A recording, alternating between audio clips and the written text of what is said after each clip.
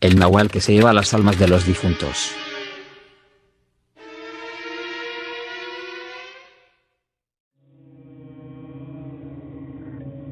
Hola, gato macabro, me llamo Isaías Alvarado. Soy de un pueblito chiquito en la sierra. Te escribo porque sigo tu canal desde hace rato y veo que te gustan las historias puras, sin tanto adorno, de las que te dejan pensando si son reales o no. Esta que te mando es de mi pueblo indígena, uno de esos rincones olvidados donde todavía se conservan las costumbres de antes, aunque los chavos como yo ya traemos celular. Somos poquitos, no más unas 8 casitas dispersas entre los cerros, y ya no llega gente nueva. Los que quedamos nos quedamos porque aquí está nuestra raíz, nuestra tierra, y aunque el mundo allá afuera cambie, aquí las cosas siguen igual. Desde niños nos contaban esto como si fuera lo más normal del mundo. Cuando alguien del pueblo fallecía, todo el mundo se juntaba para la ceremonia. No era como en las ciudades, con velorios rápidos y flores caras. Aquí era colectivo, rezos, copal quemándose, cantos en nuestra lengua que ya pocos hablan bien, comida que se preparaba en ollas grandes para compartir. Se velaba al difunto en su casa, pero no lo enterraban ese día. Lo dejaban ahí, en su petate o en una mesa sencilla, con velas de cera de abeja y flores del monte. Una vez terminada la ceremonia principal, que duraba todo el día, venía la parte que de chiquillos no nos parecía rara, pero ahora que he visto el mundo por YouTube y redes, me da un escalofrío cada vez que lo recuerdo.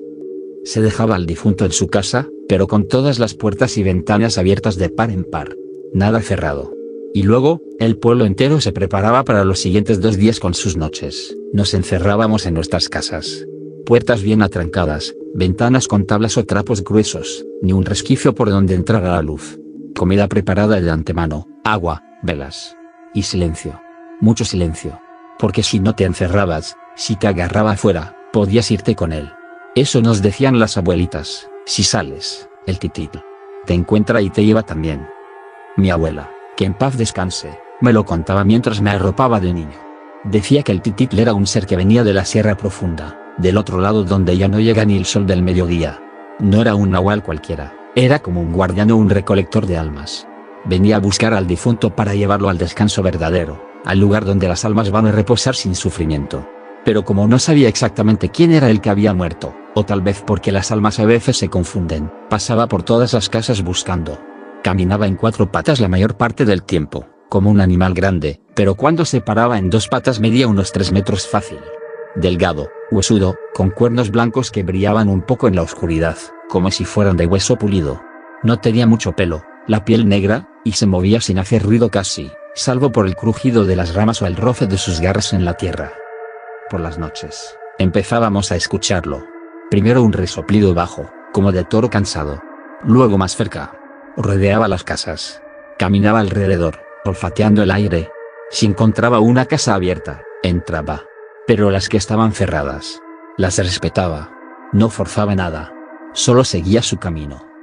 Cuando lo encontraba, cuando daba con el difunto, hacía un grito muy feo.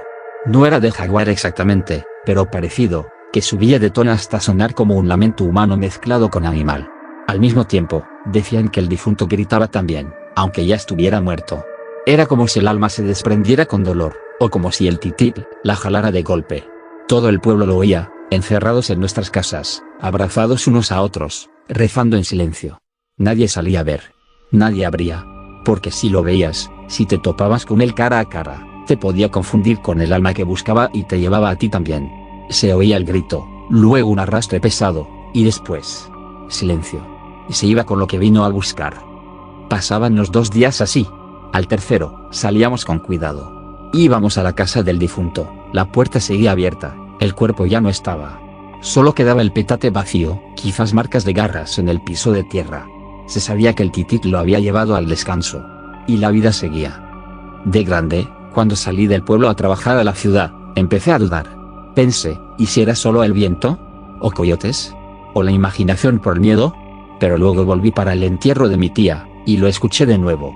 Esa noche, encerrado con mis primos, oímos los pasos. El raspado en la puerta. El resoplido. Y el grito cuando se lo llevó. No era imaginación. Era real.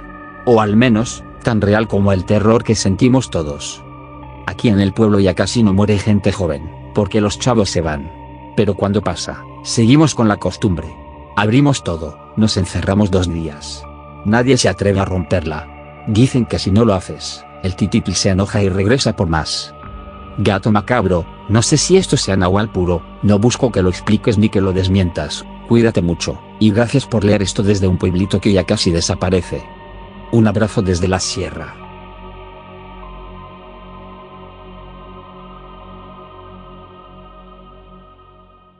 Un skinwalker se llevó a mi compañero de trabajo. Mom, where were you? Why didn't you save me? Why? Hola, gato macabro. Me llamo Miguel, pero me dicen el de la gasolinera. Esta historia que te mando es mía, o al menos me tocó vivirla de cerca. Soy de un pueblito cerca de la frontera, en Nuevo México, pero trabajo en una estación de servicio en las afueras de Albuquerque, justo donde la ciudad se acaba y empieza el desierto pinche, con pinos y matorrales que se ven negros de noche. Llevo 3 años en el turno de noche, de 10 p.m. a 6 am, y créeme, carnal, después de lo que pasó con mi compañero Alex, ya no soy el mismo. Todo empezó hace como 8 meses.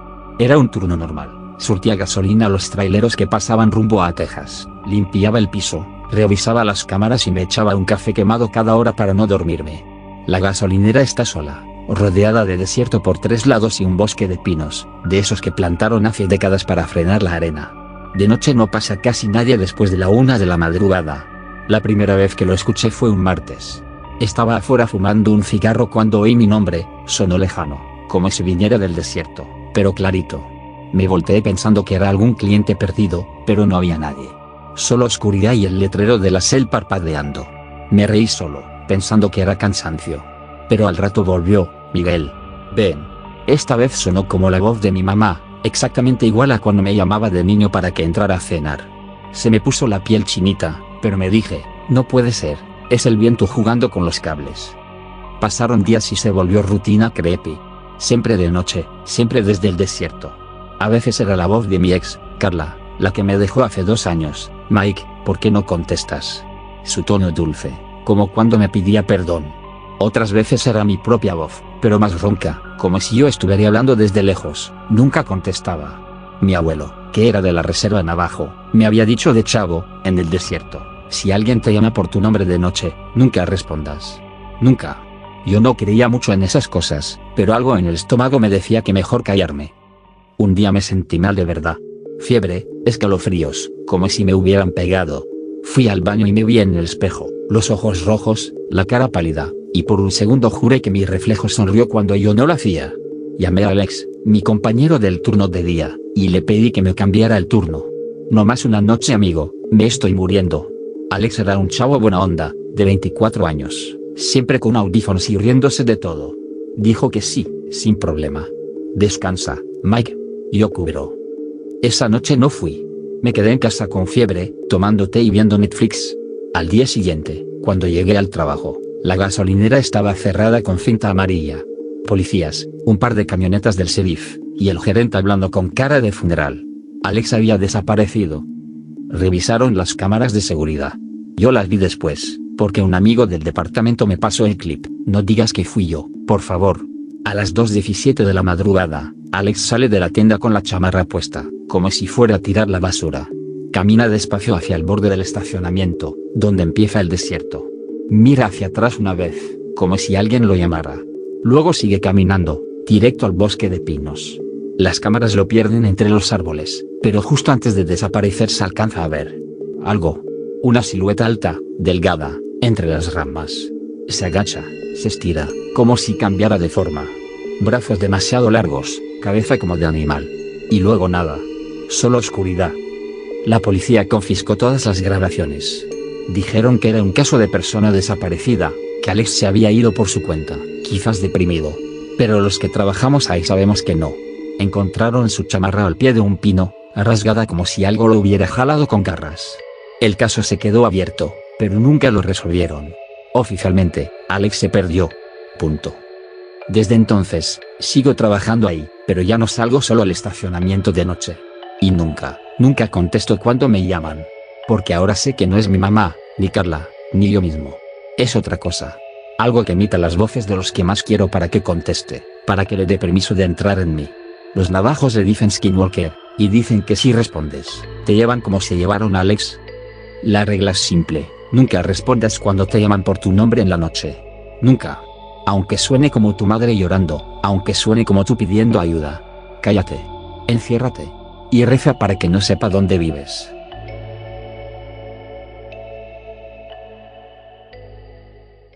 Mi tío agarró a un nahual porque se quería llevar a mi sobrina.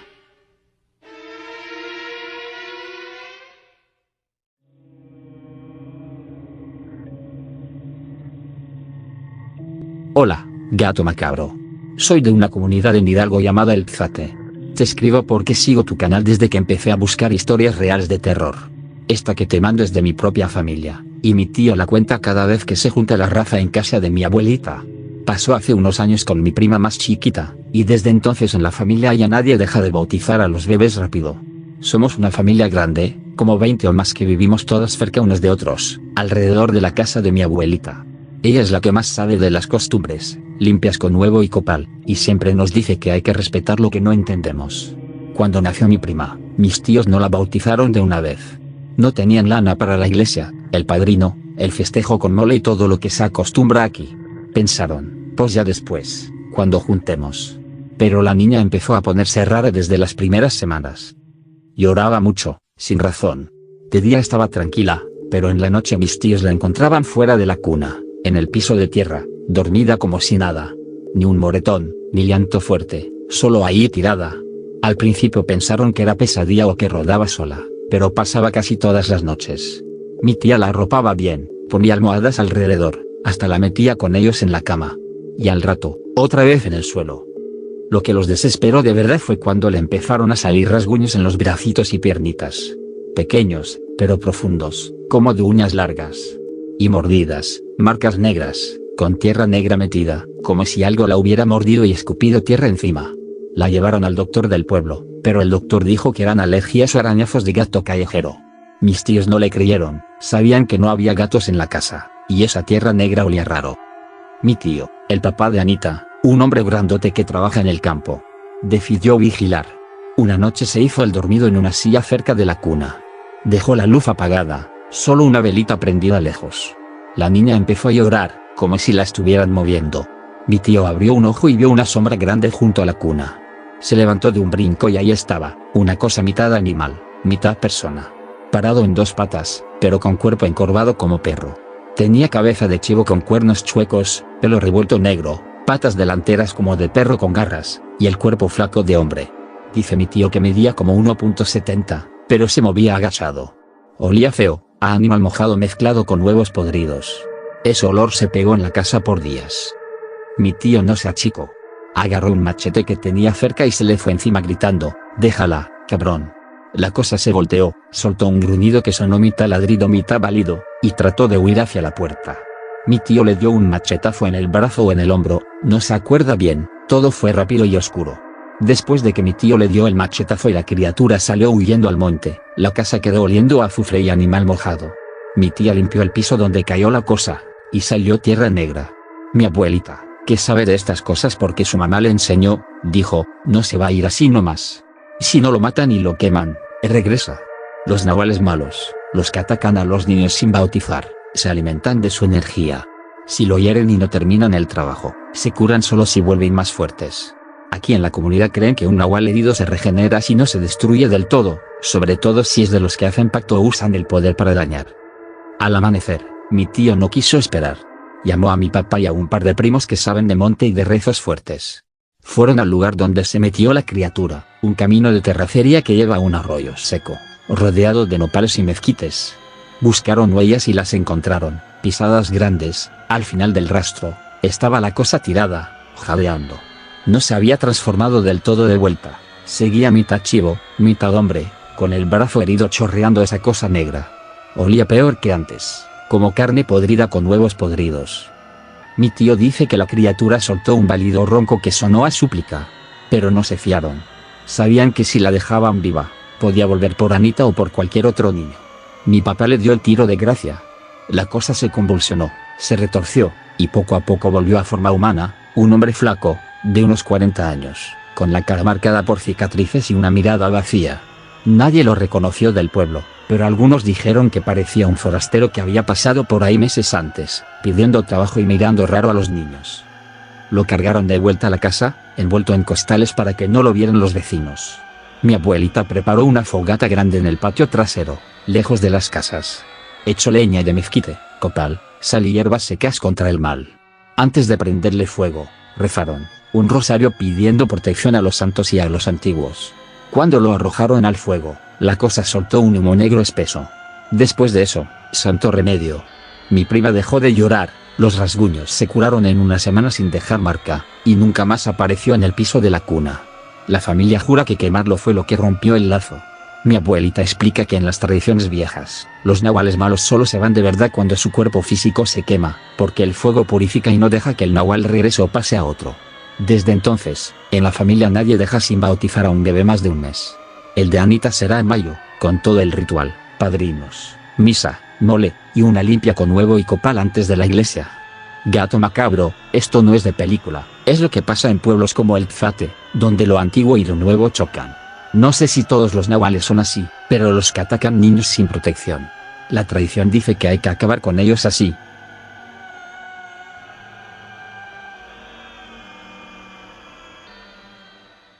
El hombre y pájaro en Jalisco. Ya llevaba varias noches metiéndose en las casas. Hola, gato macabro. Me llamo Juan, soy de Puente Grande, en Tololotlán, Tonalá, Jalisco. Llevo años siguiendo tu canal porque me encanta cómo cuentas las historias de terror sin exagerar, pero dejando esa sensación de que algo podría ser real. Te mando esta historia porque creo que el Alitas merece un lugar en tu canal. Aquí en el pueblo ya es parte de la vida diaria, y cada vez hay más gente que jura haberlo visto o sentido cerca. Voy a contártela completa, con detalles que no se saben mucho. Me da cosa andar solo de noche desde que empecé a juntar estos relatos. Todo empezó hace más de 35 años, allá por los 80s. Había un señor albañil que siempre llegaba tomado a su casa después de las fiestas en el centro de Tonalá. Una noche, regresando por el camino viejo que pasa cerca del río Santiago, juró que algo lo observaba desde un árbol alto. Dijo que era como una gárgola viviente, cuerpo flaco pero musculoso, alas grandes como de murciélago pero con plumas negras, cabeza de ave con pico curvo y ojos que brillaban amarillos en la oscuridad. Se quedó paralizado, y el ser solo lo miró fijamente antes de abrir las alas y perderse entre las ramas. El señor llegó a su casa temblando, contando a quien lo quisiera oír, pero todos se rieron. «Estás pedo, refugio», le decían. «Te confundiste con un tecolote grande». Él juraba que no, que esa cosa lo había seguido un tramo, aleteando suave, como si quisiera llevárselo. Pasaron los años y la gente se olvidó. Pero en los años 90, más o menos 15 años después, pasó lo que hizo que todos empezáramos a creer. La banda de música del pueblo, la de los mariachis y trompetas que tocan en las bodas y las ferias, regresaba de una tocada en una fiesta patronal en El Salto. Iban como 15 personas en una camioneta vieja. Era como la 1 de la mañana, puro camino oscuro con árboles a los lados. De repente, el chofer frena bruscamente. Todos gritan. Ahí, parado en el cofre de la camioneta, estaba el Alitas. Dicen que medía como 1,80 m de alto, pero con las alas plegadas parecía más grande. Tenía plumas negras, patas con garras que rayaban el metal, y esa cabeza de ave que giraba como búho. Lanzó un grito, mitad chillido de águila, mitad lamento humano. Luego abrió las alas y se elevó sin esfuerzo, desapareciendo hacia los árboles del río. Nadie se atrevió a bajar. Todos contaron lo mismo, el miedo era real, no fingido. Uno de ellos, mi tío Chuy, que tocaba la trompeta, se pone pálido cuando lo recuerda. Dijo que sintió que esa cosa no quería atacarlos. Solo avisarles algo. Desde esa noche, la banda dejó de tocar tan tarde en pueblos lejanos. Y la historia se regó como pólvora. Desde entonces, los avistamientos no paran. Mi compa Lupe, que vive cerca del Puente Viejo, el que llaman Puente del Diablo por esa leyenda del pacto con el diablo, dice que una vez lo vio posado en el techo de su casa. Era de madrugada, salió a orinar al patio y ahí estaba, agachado, mirando hacia el río. No se movió cuando Lupe gritó, solo ladeó la cabeza y soltó un aleteo suave antes de irse volando bajo, rozando las copas de los árboles. Los perros de la cuadra se volvieron locos esa noche, ladrando hacia arriba sin parar. Otra vez, hace unos 5 años, un grupo de chavos que andaban en moto por el camino de terracería rumbo a Tololotlán vieron algo cruzar el cielo. Decían que era más grande que un hombre, silueta negra contra la luna, aleteando lento pero cubriendo distancias enormes. Uno de ellos grabó con el celular, pero solo se ve una sombra borrosa y se escucha un grito lejano. Lo subieron a Facebook y la gente del pueblo empezó a comentar: es el alitas, ya anda suelto otra vez, no salgan solos de noche. Lo más loco es lo que pasa con los animales. Los gallos cantan a deshoras, los perros se esconden debajo de las camas sin razón, las vacas se inquietan como si vieran al diablo.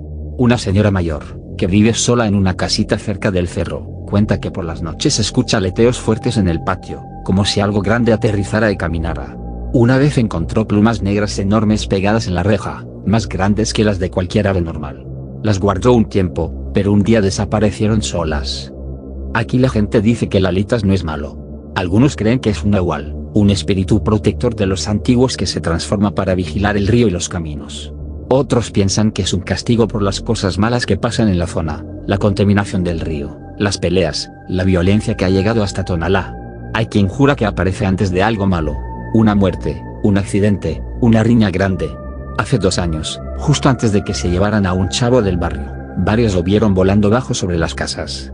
Al día siguiente, ya sabes, en el pueblo ya es costumbre, si escuchas aleteos fuertes o un grito raro, no salgas. Cierra bien las puertas, reza un Padre Nuestro y espera a que se vaya. Algunos hasta ponen cruces de palma en las ventanas o sal en las esquinas. Dicen que no le gusta el hierro ni la sal, pero quién sabe. Gato macabro, no sé si sea real o si la imaginación nos juega chueco por la oscuridad y los árboles que hay por todos lados. Pero cuando 15 personas cuentan lo mismo, cuesta trabajo no creer. Si vienes por acá algún día, te invito a que pases una noche en Puente Grande. Tal vez lo escuchemos juntos. Pero te advierto, una vez que lo sientes, ya no duermes igual. Cuídate mucho, canal, y si subes la historia, ponle un grito de fondo pa' que se nos ponga la piel chinita a todos. Un abrazo desde Tololotlán.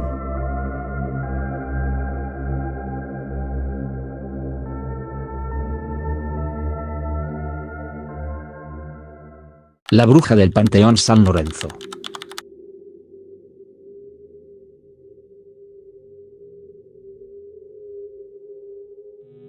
Hola, gato macabro, te escribo desde el famoso Panteón San Lorenzo, en la alcaldía Iztapalapa.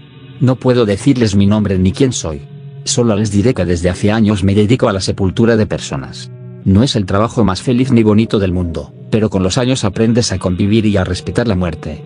Trabajo aquí desde que era niño, porque mi papá también lo hizo y me heredó el trabajo. Es pesado y al inicio me daba miedo, ya sabes. Cuando eres niño entiendes todo diferente, pero con el paso del tiempo sé que la muerte es solo la parte final de este proceso llamado vida. Cuando uno trabaja en el panteón, no solo es darle sepultura a las personas, es mucho más que eso. Es revisar cada tumba y sus condiciones, es revisar la temporalidad de las sepulturas cuando no son a perpetuidad. Es cuidar el recinto tanto de día como de noche. Este panteón es un lugar peculiar, es conocido y es muy grande. Somos pocas personas las que laboramos aquí y por lo mismo, a veces no nos damos abasto para abarcar tanto. Por eso, como yo llevo muchos años, suelo quedarme por las noches. El panteón tiene la entrada principal y, por la parte trasera que da a la colonia hay otra entrada, pero además de eso, había un hueco al lado. Uno que nos ha costado cerrarlo. Por ahí los vagos o los chavos querían entrar, a pesar de la vigilancia. Como dije, yo siempre me quedaba por las noches. Mira, he visto de todo. De lo más perturbador que te puedas imaginar, magia negra, vagos, de todo, de verdad. Ya estaba acostumbrado a las malas mañas de la gente. Pero lo que jamás había visto era algo paranormal. Pensarás que eso era obvio, que ahí suelen pasar cosas así, pero en mis 20 años de trabajo ahí, antes de lo que te voy a platicar, antes nunca había presenciado nada. Hace 2 años, justo cuando terminó la época de las festividades de Día de Muertos, cuando regresaba a la normalidad del recinto, me quedé toda una semana en el turno de la noche, bueno prácticamente toda la semana tanto de día como de noche.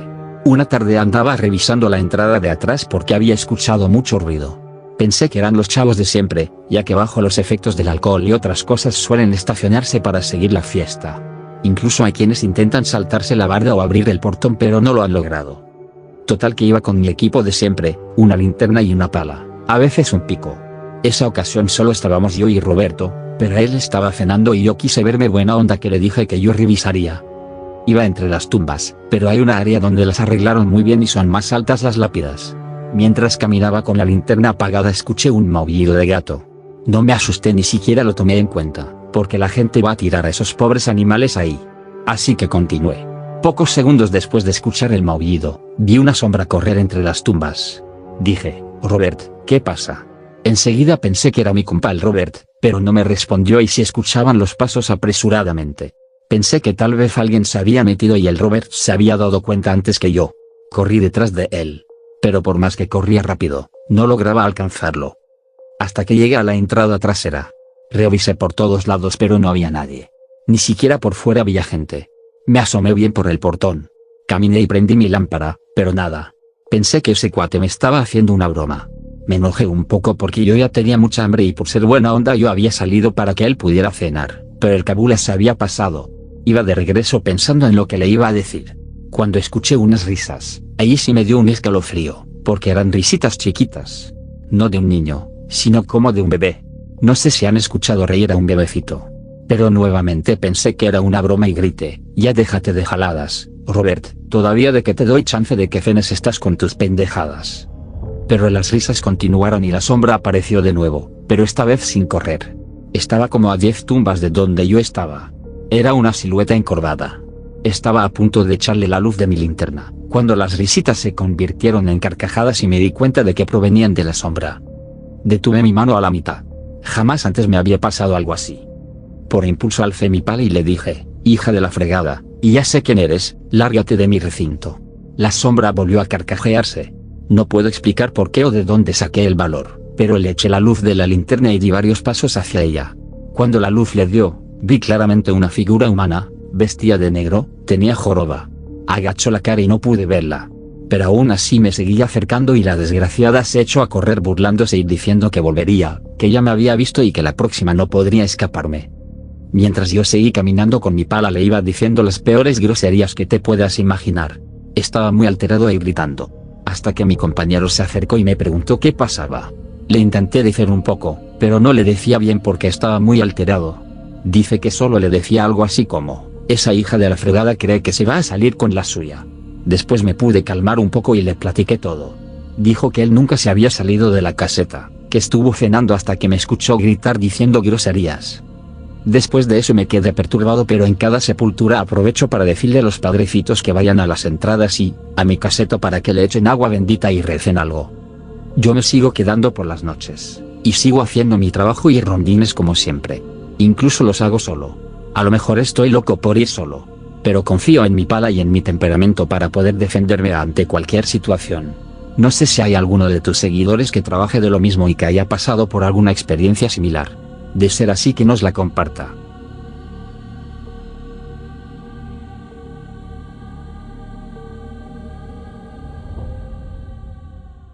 El nahual del potrero.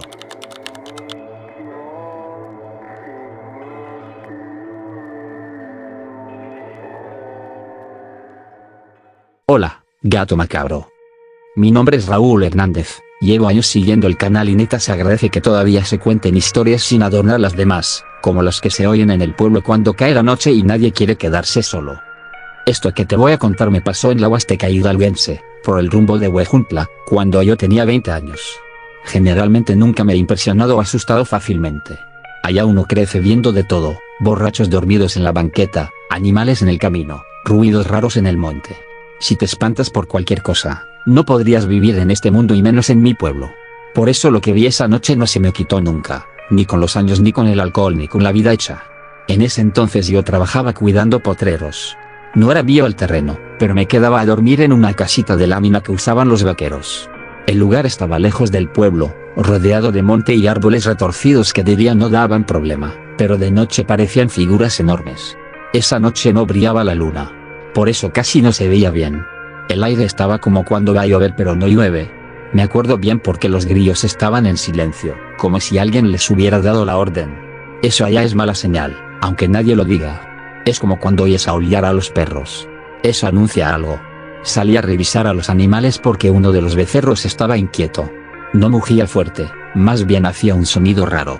Me llevé la lámpara y el machete, por costumbre más que por valentía. Cuando llegué al potrero noté algo raro. Sentí un escalofrío, de esos que te ponen la piel de gallina. Y justo en medio de esa sensación horrible vi algo. Al principio pensé que era un perro grande, flaco, con el lomo levantado. Estaba parado, quieto, viendo en mi dirección. Parecía que se había percatado de mi presencia. La luz le dio directo en los ojos, pero no brillaron como los de un animal normal. No reflejaron nada. Ahora entiendo muy bien a qué se refieren con esa expresión. Sus ojos no brillaban, eran más bien opacos. Eso provocó que diera un paso atrás. El animal dio uno al frente. Ahí noté algo que no cuadraba. Las patas delanteras no estaban apoyadas como las de un perro.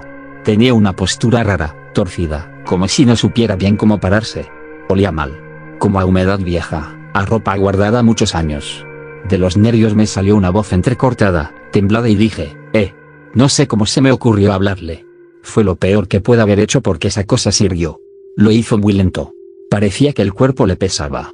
Sentí que me faltaba el aire cuando vi claramente que se levantó sobre las patas traseras y se quedó así, encorvado y respirando muy fuerte, mientras me observaba. Estoy seguro que no era un animal. Eso era otra cosa.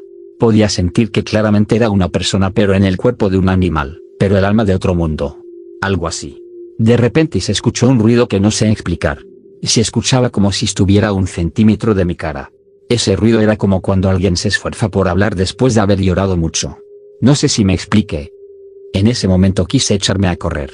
Alejarme lo más rápido posible, pero no pude. Las piernas no me respondían. Solo me quedé inmóvil, observando todo lo que hacía. Parecía que me hubieran hecho algo para no moverme y presenciar todo.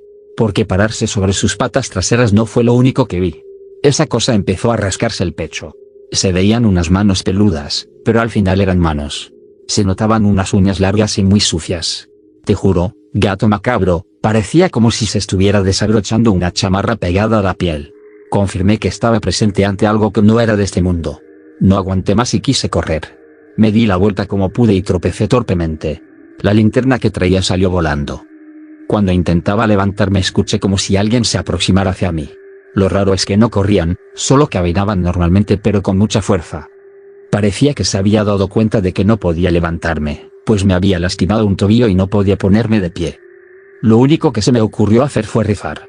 Solo lancé maldiciones e hice promesas para que algo me pudiera ayudar a que no me hiciera nada. En eso, se oyó un silbido que venía del monte. Estoy seguro que eso hizo que la cosa se alejara. Escuché cuando sus pasos se detuvieron y se fueron alejando. Los pasos eran de algo arrastrándose hasta que ya no pude oír nada. Como no podía moverme, me quedé ahí tirado hasta que amaneció. Efectivamente tenía una lesión en el tobillo y por eso no podía levantarme. Afortunadamente no tardó mucho en amanecer y algunos otros compañeros del potrero llegaron. Y todo parecía tranquilo, incluso los animales estaban como si nada. Hasta el becerro estaba comiendo bien. No había huellas claras, solo había marcas raras en la tierra, como de que alguien hubiera estado caminando descalzo y luego se arrastrara algo pesado y grande. Yo no podía decir nada. A pesar de que me preguntaron por qué estaba tirado y cómo me había lastimado, no quise decir nada. ¿Quién me iba a creer? Ya la había pasado muy mal como para aguantar las críticas y burlas de las personas. Por eso no quise contar nada. Una semana después, ya pude caminar mejor. Salí al pueblo, andaba en el mercado y se me acercó una señora que no conocía y que nunca había visto. Era una mujer mayor. Se puso frente a mí y me dijo, tú presenciaste algo que no debías, tú lo provocaste por andar donde no te invitan. Si no hubiera sido por mí, ya no la contarías. Yo no respondí nada y solo se me salió una sonrisa, una mueca de risa forzada, una risa de nervios. Luego de eso, se alejó. La verdad yo me quedé perturbado. Me quedé pensando y tratando de buscarle una explicación a lo que había visto, a lo que la señora me había dicho. Más adelante lo platiqué con mi familia y amigos. Eso me ha ayudado mucho para poder superarlo. Gracias por permitirme compartir esto tan desagradable que me pasó. Por fortuna yo sigo aquí contando mi historia.